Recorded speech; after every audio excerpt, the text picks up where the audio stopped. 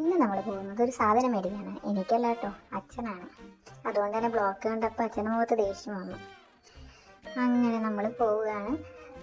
എൻ്റെ ഭാവം കണ്ടാൽ എനിക്ക് വാങ്ങിക്കാൻ പോകുന്ന പോലെയാണ്, പക്ഷെ അല്ല. ആഹാ, നല്ലൊരു സായാഹ്നം. അങ്ങനെ നമ്മൾ തൃശ്ശൂരുള്ള ഡെക്കാത്തലോണിലേക്ക് എത്തി. നല്ല ഓഫർ നടക്കുന്ന കാരണം ഒരുപാട് ആൾക്കാരുണ്ടായിരുന്നു കേട്ടോ. മുഴുവൻ കാറുകളാണ്. അത് കണ്ട് ഞങ്ങൾ ചുറ്റും നോക്കുമായിരുന്നു. അകത്തിനി എന്തോരം ആൾക്കാരുണ്ടെന്നോ സ്ഥലമുണ്ടോ എന്നൊക്കെ ആലോചിച്ചിട്ടാണ് ഞങ്ങൾ അങ്ങോട്ട് കയറിയത്.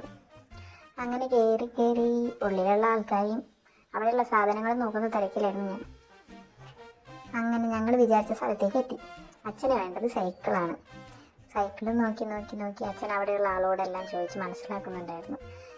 ഞങ്ങൾ അവിടുത്തെ ഓരോ സൈക്കിളിൻ്റെ കളറും ഭംഗിയൊക്കെ നോക്കി ഇങ്ങനെ നടക്കുമായിരുന്നു. ഒന്നും എനിക്ക് പറ്റിയതല്ല കേട്ടോ, എല്ലാം വലുതായിരുന്നു. അച്ഛൻ അതങ്ങോട്ട് ബോധിച്ചിട്ടുണ്ട്. ഇപ്പം അതെടുത്ത് കയറി അങ്ങ് ചവിട്ടി തുടങ്ങും. ഇപ്പോൾ ഒരു ചിരിയും. ആഹാ, ഇഷ്ടപ്പെട്ടു. കൊള്ളാം. ഞങ്ങൾ ആ ഗ്യാപ്പിൽ പാല് കുടിക്കാൻ പോയി. പാലുകുടിയൊക്കെ കഴിഞ്ഞ് വന്ന് ബില്ലൊക്കെ പേ ചെയ്ത് ഞങ്ങൾ പതിയെ അങ്ങോട്ട് ഇറങ്ങി. അപ്പോഴത്തേനും കുറച്ച് ഇരട്ടിയിരുന്നു. പിന്നെ നേരെ പോയത് നമ്മുടെ കുഴിമന്തി കഴിക്കാനാണ്. പെരി കുഴിമന്തി. അമ്മേനെ ഉറക്കി കിടത്തിയിട്ട് നല്ല തട്ടലാണ്. അച്ഛൻ പാവന്നെ നോക്കിയിരിപ്പാണ്.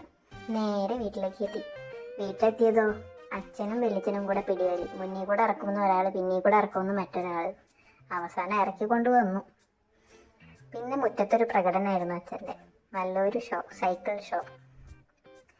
ഞങ്ങളതൊക്കെ കണ്ടങ്ങ് നിന്നു. എല്ലാവരും വളരെ സന്തോഷത്തിലായിരുന്നു. പുതിയൊരു അതിഥിയെ കൂടെ കിട്ടിയല്ലോ വീട്ടിലേക്ക്.